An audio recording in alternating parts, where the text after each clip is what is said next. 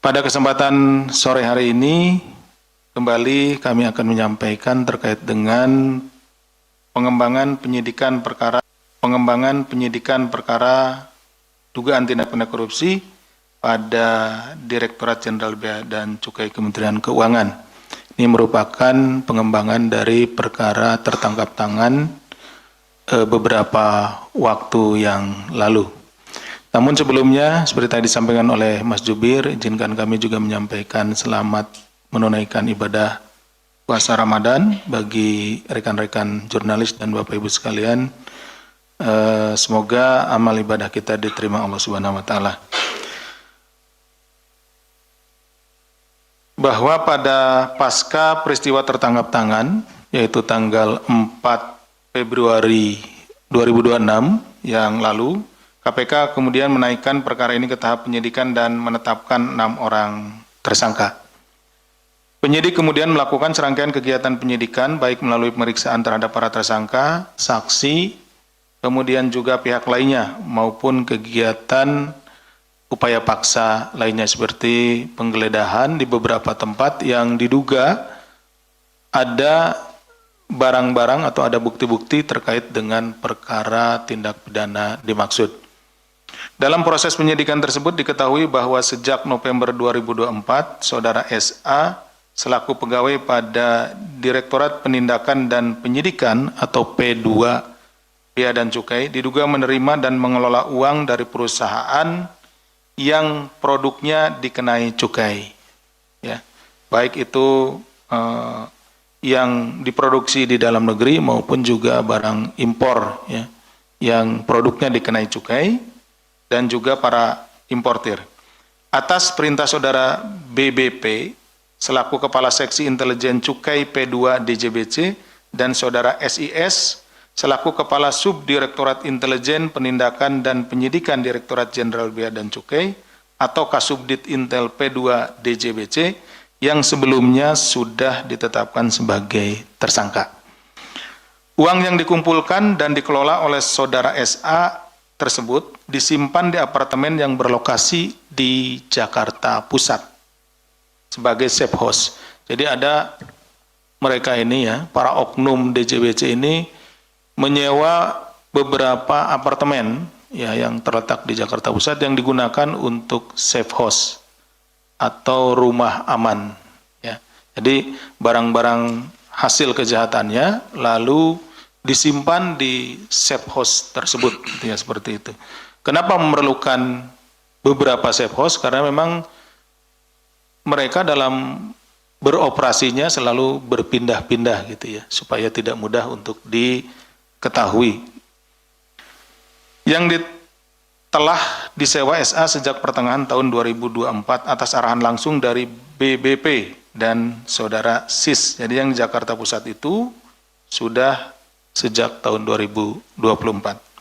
Adapun uang tersebut diduga berasal dari dugaan tindak pidana korupsi terkait pengaturan jalur masuk importasi. Jadi sebelumnya yang dilakukan yang tertangkap tangan itu perkaranya dalam pengaturan jalur masuk barang, ya, barang impor ini. Ada yang masuk jalur hijau tidak diperiksa dan ada masuk jalur merah. Kemudian yang harusnya barang-barang itu diperiksa masuk jalur merah, kemudian mereka dengan trik yang mereka lakukan, oknum-oknum ini bisa memasukkan barang menjadi ke jalur hijau sehingga tidak dilakukan pemeriksaan.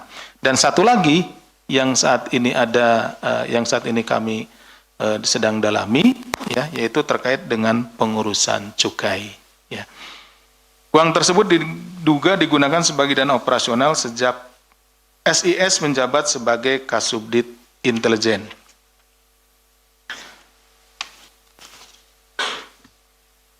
Pada awal Februari 2026, BBP memerintahkan SA untuk membersihkan safe house yang berlokasi di Jakarta Pusat. SA kemudian memindahkan uang-uang tersebut ke safe house lainnya yang berlokasi di salah satu apartemen di wilayah Ciputat, Tangerang Selatan. Tadi kan disampaikan bahwa petugas dari Komisi Pemberantasan Korupsi melakukan kegiatan, ya, penangkapan terhadap tertangkap tangan ya terkait dengan jalur tadi ya.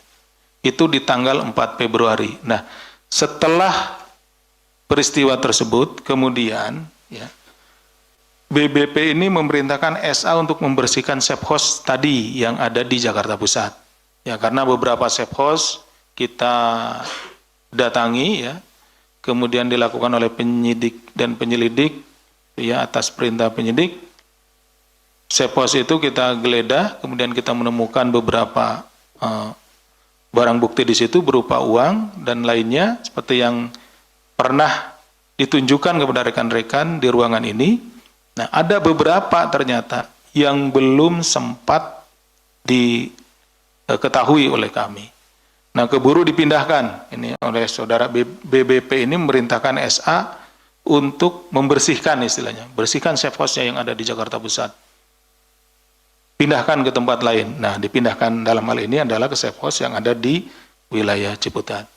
Setelah berlangsungnya pemeriksaan, permintaan keterangan dan lain-lain, akhirnya diperolehlah keterangan, diperoleh informasi bahwa tadi ada beberapa bukti yang kemudian telah dipindahkan dan saat ini bukti-bukti tersebut sudah kami berhasil sita dan nanti akan ditunjukkan kepada rekan-rekan. Penyidik kemudian melakukan penggeledahan di 2 lokasi safe house tersebut, ya tadi safe house yang baru ya, di mana penyidik menemukan uang tunai dalam berbagai mata uang asing dan rupiah dengan total lebih dari 5,19 miliar yang disimpan dalam 5 buah koper. Ya, jadi simpannya di koper-koper, disimpan di safe house tersebut di apartemen. Berdasarkan fakta tersebut, penyidik menyimpulkan bahwa BBP dan SIS secara bersama-sama atau turut serta melakukan tindak pidana korupsi penerimaan gratifikasi selaku pegawai negeri atau penyelenggara negara, termasuk penerimaan pemberian yang berkaitan langsung dengan jabatan dan bertentangan dengan kewajibannya pada periode tahun 2024 sampai 2026. Berdasarkan kecukupan alat bukti tersebut, maka pada hari Kamis kemarin ya, tanggal 26 Februari 2026, KPK kemudian menetapkan saudara BBP sebagai tersangka. Untuk kebutuhan penyidikan, penyidik kemudian melakukan penangkapan terhadap BBP pada hari Kamis tanggal 26 Februari di kantor pusat DJBC di daerah Jakarta Timur. Jadi pengembangan yang kita lakukan dulu berdasarkan bukti-bukti yang ada, kecukupan alat bukti dan lain-lain, nah kemudian ditetapkan dan kemudian dilakukan penangkapan. Di mana dalam rangkaian penyidikan dan penangkapan BBP tersebut, KPK juga berkoordinasi dan mendapatkan dukungan penuh dari Inspektorat Jenderal Kementerian Keuangan serta Satuan Pengawas di lingkungan DJBC. Atas perbuatannya, saudara BBP disangkakan telah melanggar pasal 12 huruf B besar Undang-Undang Nomor 31 Tahun 99, Yunto Undang-Undang Nomor 20 Tahun 2001, Yunto pasal 20 20 huruf C Undang-Undang Nomor 1 Tahun 2023 tentang KUHP. KPK selanjutnya melakukan penahanan terhadap saudara BBP untuk 20 hari pertama sejak tanggal 27 Februari hari ini sampai dengan 18 Maret 2026. Penahanan dilakukan di Rumah Tahanan Negara Rutan Cabang Gedung Merah Putih KPK. Selanjutnya kami sampaikan bahwa Bea dan Cukai merupakan salah satu pos penerimaan negara untuk mendukung kemampuan fiskal. Oleh karena itu, setiap rupiah yang dikorupsi pada sektor penerimaan negara terjadi markdown, ini berdampak pada kualitas pembangunan nasional. Jadi mungkin rekan-rekan tanya ini kenapa markdown gitu ya, terjadi penurunan seperti itu. Jadi begini, untuk cukai ini ya, jadi khusus untuk barang salah satunya saya sebutkan rokok gitu ya, ini terkait dengan itu juga, itu ada rokok itu dibeli, ada jenisnya, ada yang dengan menggunakan mesin, ada yang menggunakan tangan. Itu berbeda cukainya.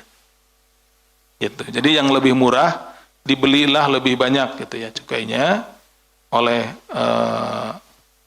pihak-pihak yang nakal ini, kemudian digunakan untuk barang-barang yang sebetulnya cukainya lebih tinggi. Jadi terjadi kekurangan pemasukan negara karena cukainya tidak sesuai. Tidak hanya itu, cukai yang berfungsi sebagai instrumen fiskal untuk pengendalian peredaran barang-barang tertentu demi kemaslahatan masyarakat. Dengan adanya modus tindak pidana korupsi pada sektor ini membuka risiko sosial di mana peredaran barang-barang yang seharusnya dibatasi menjadi tidak dalam kendali. Itu ya kan, ada tentunya juga terkait dengan masalah kesehatan. Kenapa dicukai? Ya, ada kaitannya dengan masalah kesehatan. Rokok, minuman keras, dan yang lainnya, kan gitu ya, dicukai. Nah, ketika cukainya ini lalu palsu atau dipalsukan, ini sangat berbahaya karena tadi peredarannya menjadi tidak terkendali. Berapa jumlah yang harusnya beredar di masyarakat, itu menjadi tidak terkendali, dan itu akan menimbulkan dampak sosial selain masalah kesehatan. KPK menyampaikan terima kasih kepada seluruh masyarakat Indonesia yang mendukung penuh penanganan perkara ini, termasuk jajaran di Kementerian Keuangan. Kemudian KPK terbuka untuk berkolaborasi dalam upaya pencegahan korupsi ke depannya, agar tindak pidana korupsi pada sektor penerimaan negara ini tidak kembali terulang. Tentunya setelah dilakukan penindakan oleh Kedeputian Penindakan, Kedeputian Koordinasi dan Supervisi juga melakukan koordinasi terkait penanganan perkara ini, dan juga Kedeputian Dikpermas dan Kedeputian Pencegahan juga melakukan tugasnya dalam rangka pencegahan dan memberikan informasi kepada masyarakat terkait dengan masalah tindak pidana korupsi ini. Demikian yang bisa sampaikan, saya kembalikan kepada Mas Jubir. Terima kasih. Wassalamualaikum. Teman, sebelum kita melanjutkan untuk sesi tanya jawab, kita akan menunjukkan barang bukti yang diamankan dalam salah satu rangkaian kegiatan penggeledahan dalam penyidikan perkara ini.